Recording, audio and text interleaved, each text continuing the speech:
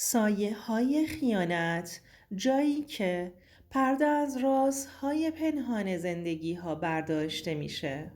هیچ وقت فکر نمی کردم که روزی برسه که بفهمم کسی که بیش از همه بهش اعتماد کرده بودم از پشت همون درهایی که همیشه براش باز کرده بودم به من خیانت کنه.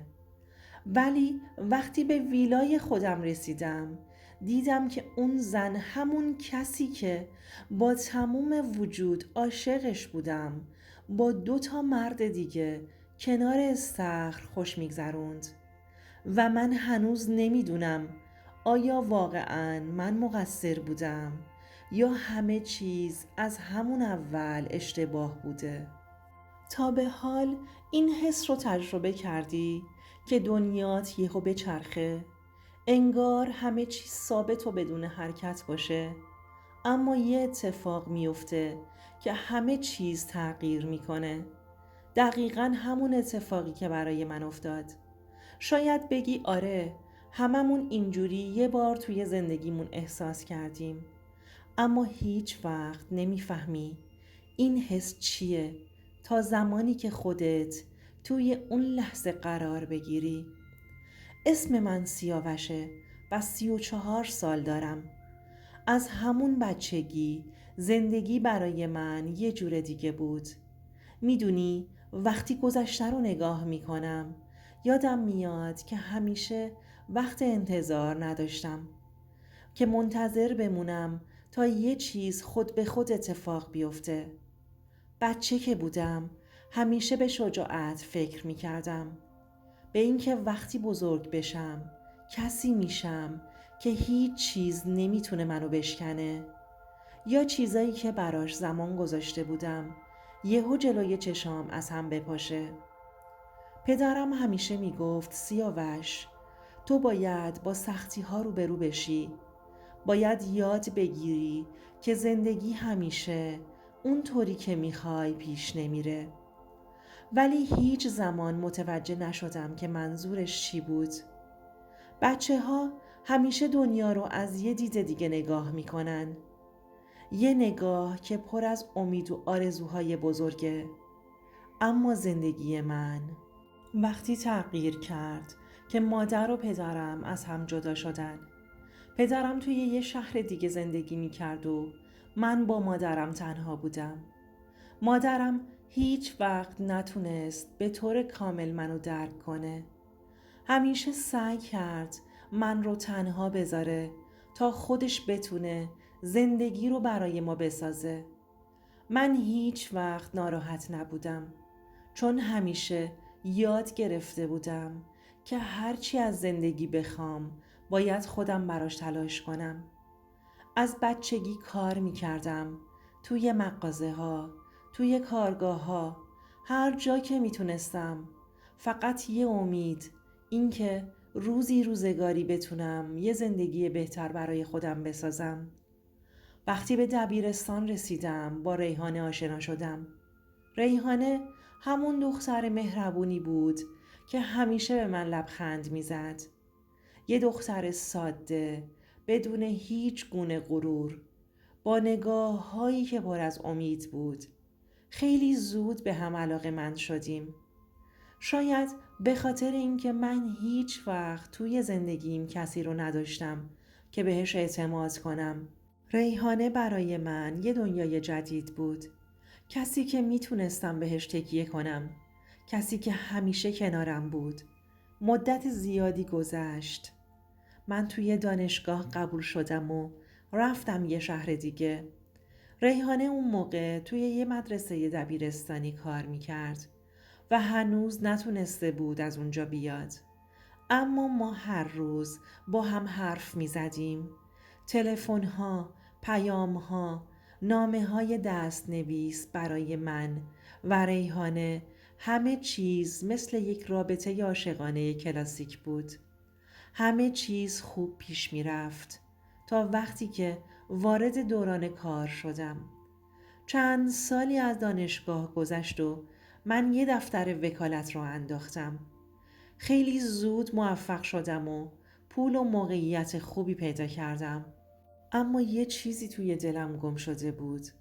همونطور که پیش می رفتم و رویای موفقیتم رو در سر داشتم، یادم رفت که در کنار همه اینا باید به رابطه‌ام با ریحانه‌ام توجه کنم. ریحانه با اون همه ویژگی هایی که داشت به راحتی میتونست دل هر کسی رو ببره. اما من خیلی مطمئن بودم که اون هیچ وقت از من دور نمیشه. وقتی تصمیم گرفتیم ازدواج کنیم فکر می کردم همه چیز تموم شده و دیگه هیچ چیز نمیتونه ما رو از هم جدا کنه. ولی چیزی که نمیدونستم این بود که در دنیای واقعی همه چیز اونطوری که میخوایم پیش نمیره و نه هیچ چیزی ثابت میمونه. بعد از چند سال زندگی مشترک، یه زندگی عادی مثل بقیه مردای همسن و سال خودم رو داشتم. یه زندگی مشترکی که اصلاً مثل خیلی ها نمیشه گفت زندگی زیبایی بود. شروع کردم به متوجه شدن تغییراتی در رفتار ریحانه. وقتی می رفتم خرید بهونه می آورد که خیلی خسته است و نمیخواد با من بیاد خرید. وقتی شبها دیر می رسید خونه همیشه یه عذرخواهی ساده داشت. شایدم این تغییرات رو خودم توجیه می کردم. می گفتم شاید به خاطر کار زیادش باشه، شاید اون فقط نیاز به استراحت داره. اما به تدریج احساس کردم که یه چیزی تو رفتارش تغییر کرده. تا اون روز لعنتی، روزی که اون اتفاق افتاد، همه چیز رو تغییر داد. هیچ وقت فکر نمی کردم که روزگار زندگی من رو اینجوری برگردونه. اون روز با دوستام قرار گذاشتیم بریم به ویلای استخردار خودم خارج شهر. فکر می کردم مثل همیشه قرار یه روز شاد و پر از خنده داشته باشیم. هیچ کس نمیدونه که آدم‌ها چطور میتونن یه روز عادی رو با یه اتفاق کوچیک تبدیل به یه نقطه عطف توی زندگیشون کنند.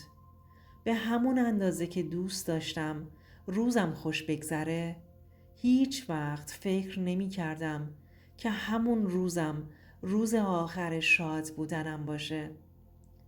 ساعت 12 ظهر بود که با دوستام رسیدیم به ویلای بزرگم که قرار بود آخر هفته رو توش خوش بگذرونیم.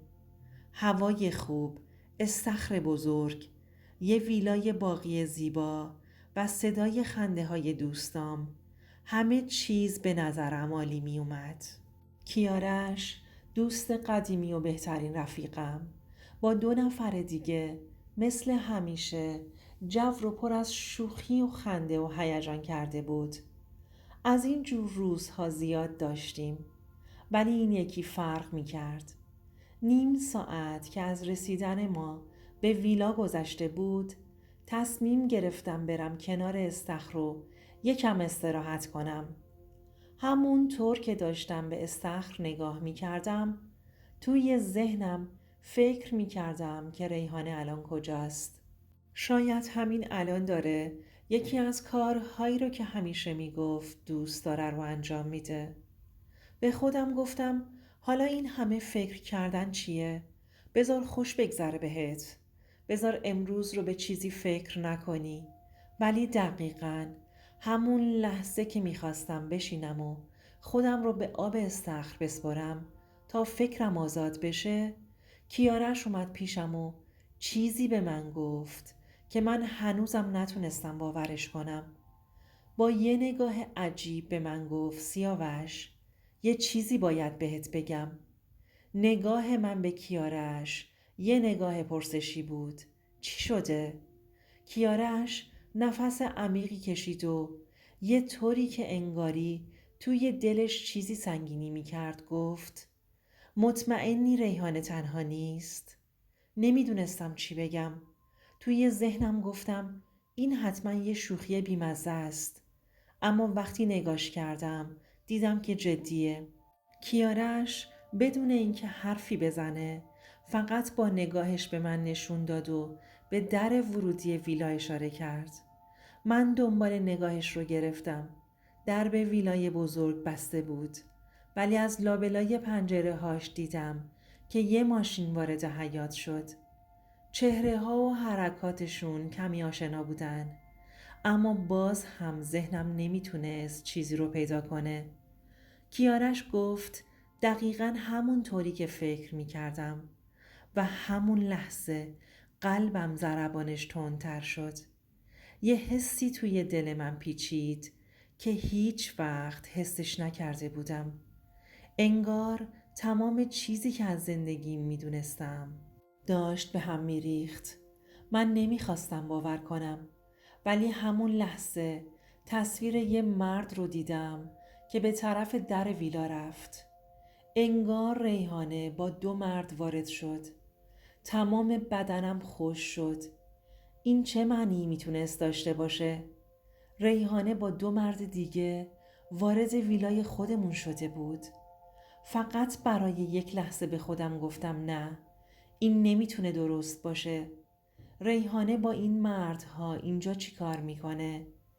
اون نمیدونست که من با دوستام داخل ویلا هستم، چون یهویی تصمیم گرفته بودیم. وقتی که از پنجره نگاه میکردم و اون صحنه ها رو دیدم، قلبم مثل سنگ افتاد. تمام دنیام یه دفعه ریخت. یعنی این همه که با ریحانه زندگی کرده بودم، اون یه آدم دیگه‌ای بوده و من نمیدونستم؟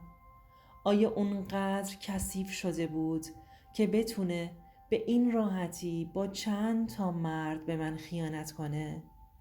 کیارش گفت این تو نیستی که داری اشتباه میبینی. خودم هم چند روز پیش دیدمش.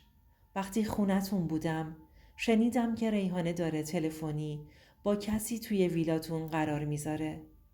نمیدونستم چطور باید بهت بگم. به خاطر همین بهت اصرار کردم که امروز رو برای استراحت به ویلا بریم تا بتونی با چشمای خودت ببینی، چون من قدرت گفتنش رو بهت نداشتم. فقط به حرفهای کیارش گوش می دادم. به وضوح می دیدم که خود کیارشم از این موضوع شوکه شده. بازم نگاهم به ریحانه افتاد که با 2 تا مرد توی ویلای خودمون نشسته و دارن صحبت می کنند. احساس کردم دارم توی دنیای دیگه‌ای زندگی می کنم. یه دنیای شکسته. همون طور که کیارش گفته بود این واقعیت داشت. شکسته شدم. دنیام تموم شده بود. خواستم برم جلو تا به هر 3 تاشون نشون بدم که با غرور و غیرت من بازی کردن یعنی چی.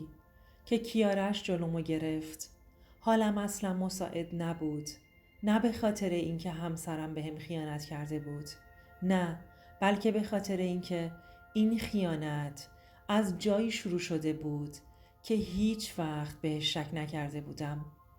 ریحانه زن من، کسی که باهاش زندگی کرده بودم، آدمی که بهش اعتماد داشتم و همه چیز هم براش تو زندگی فراهم کرده بودم، نه فقط به من بلکه به خودش هم خیانت کرده بود.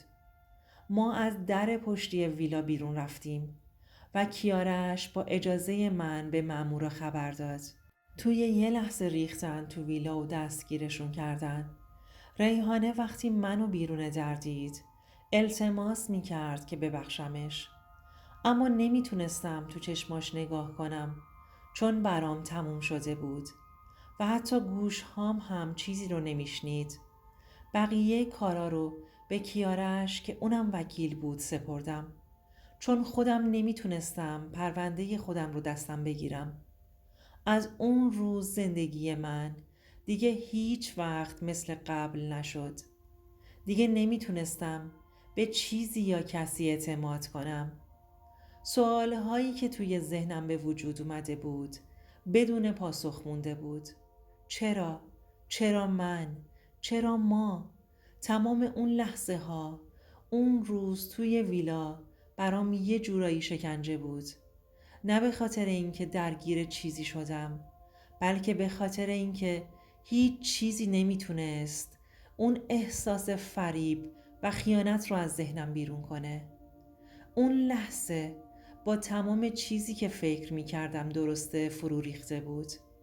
خیانت درد بزرگیه، نه فقط به خاطر اینکه کسی بهت خیانت کرده، بلکه چون به خودت هم خیانت میکنی اگر ببخشی.